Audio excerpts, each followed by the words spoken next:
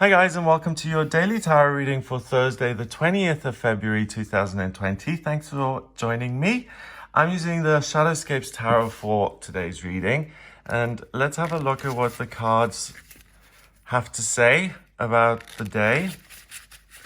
So these readings are for everyone who watches. They're for all signs of the zodiac. I set the intention. What is Thursday all about? How can we avoid the traps and build on the good stuff? Because on planet duality, we always have, planet duality being Earth, we always have the good and the bad. So no situation is all bad and no situation is all good. There's always an in-between. Today we have the Eight of Pentacles,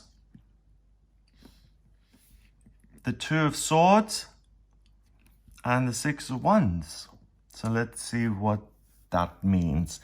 The Eight of Pentacles shows that hard work pays off.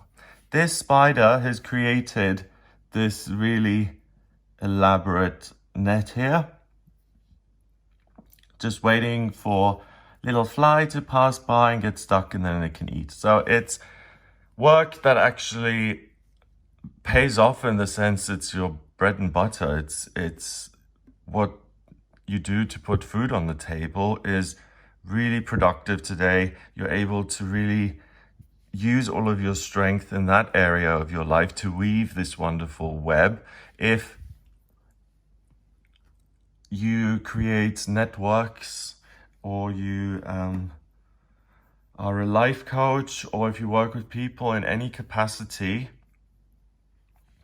it's a great day to work with people and to show people how things are unraveled and how to make your way through the maze, through the web. And yeah, what you can be sure of is that you have a role to play, in the sense that you wake up other people to what needs to be seen and what needs to be done. And you also are very effective in looking after yourself and your own. The Two of Swords, we've got this hooded figure, two swords ready to fight. She's defending this heart, which is hanging off this tree here. Swan is sitting on top of it. Beautiful. And here we have this crescent moon pointing downwards. It looks like an upside down cup pouring water down. So it's just, love needs to be protected, and it's something valuable, and it's something beyond the mind, and you grieve if it's lost. Yeah, so this looks very much like a situation, like the end boss of any computer game or any fairy tale, where it's like, okay, if you want to get to Rapunzel, you got to climb the tower, and if you want to rescue Snow White, you have to beat some beast before you can get to the casket and kiss her. There's always an obstacle before the true love. It's very much of the human narrative. It's, I am who I am because of my experiences in life. No, you are who you are in life because of the choices you've made and how you've chosen to react to things. Here, it looks like this love is something that is outside of you and that you have to fight to get. So feeling loved, feeling unloved go hand in hand today. And there's a sense of things being out of alignment when it comes to matters of the heart. Because here it's ridiculous. It's hanging on a string. It's totally exposed. Also, it's not doing a job. It's not pumping any blood. It's totally pointless. So this notion of love and this is what I need to thrive, and this is what I deserve to have, and I can't surrender my principles and I have to say what I have to say and all of that kind of stuff. It's really about something that's not so important. I would suggest lighten up. And that sounds easy to do. The only way I have found to lighten up when I just can't see a way forward is to take a breath, to get out of my head in the sense of the way I see it unfolding isn't reality, because I don't know what's going to happen and what isn't. So I try and align myself with what is and make the best of it. And here, you're very productive in the area of work and practical things, but the area of love is a little bit more tricky today. The Six of Wands, finally, is success and triumph and social acclaim. 6 Wands, all cheering the victor who's holding the crown. And the staff, and he has succeeded. He has beat the beast. It's something that's turned to stone. So maybe he used Medusa's head to turn this monster into stone, so he can stand on top of it and rule.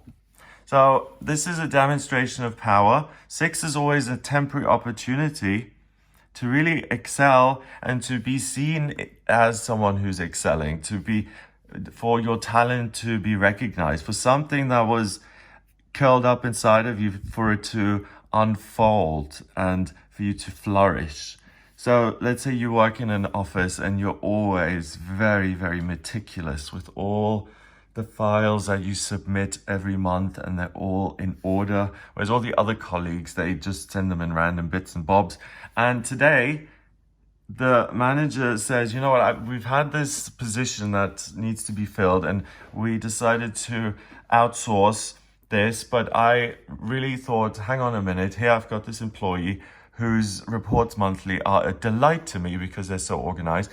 I am going to give you this job because you've been consistently the best. You are, without asking, you've contributed something. You know, a lot of people say, don't do an internship for free.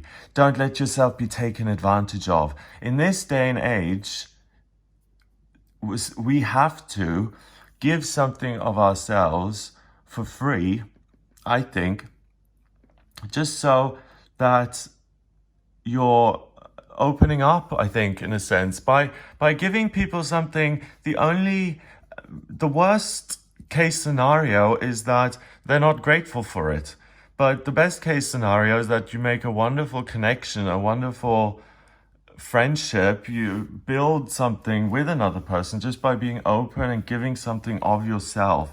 So instead of giving of your feelings and being in the emotional realm here all day and saying, oh, I feel this and my love, and I see myself as turning from this duckling into this wonderful swan, and all these impractical kind of thought. And when you see the picture in itself, it's quite jarring as well. We've got a moon that's weird. We never see it like that, really. A swan sitting on a tree. Aren't they in ponds usually? Then there's heart on a string. It should be in a chest.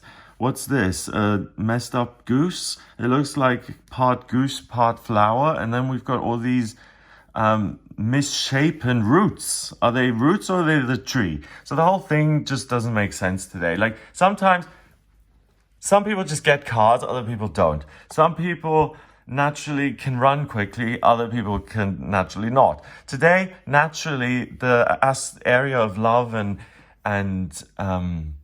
making long-term decisions about love and communication based on love and all of this stuff, and trying to make sense of something that is fundamentally nonsensical, doesn't get you anywhere. What gets you somewhere, to a place of victory and happiness, is just being diligent, working consistently, and you may discover something in yourself that kind of unfolds in front of your eyes while you're working. So maybe while you're painting a portrait, suddenly you start to see this face looking back at you from the canvas, and you're like, oh, this is the best work I've ever done. Where did this person come from? So you're painting the portrait, you've got the model there, but suddenly your art isn't just your art anymore. This one has a shine and a life of its own, and the eyes move when you walk past it. So it's a breakthrough in work, possibly. and potentially it's nonsense and a web of weirdness when it comes to your personal life and love and what you love and who you love. I would try and minimize that and keep the day as practical as possible. And if you possibly can, I would delay big decisions about moving in together or getting married or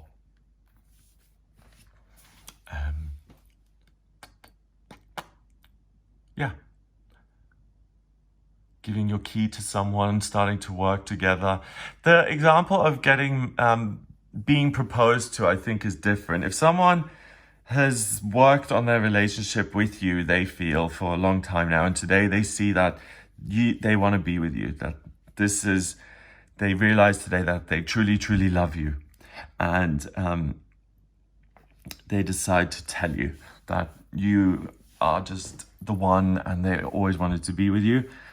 Even if it is the love of your life, just stop him or her before they go any further. Just say, hang on a minute, I don't think this is the right time. Or it's better than saying no, because then someone's heart is broken anyway. And it's better than saying yes if you don't know what you're doing and you're just humoring the other person. You don't want to hurt their feelings. So you're like, okay, yes, just so your feelings aren't hurt.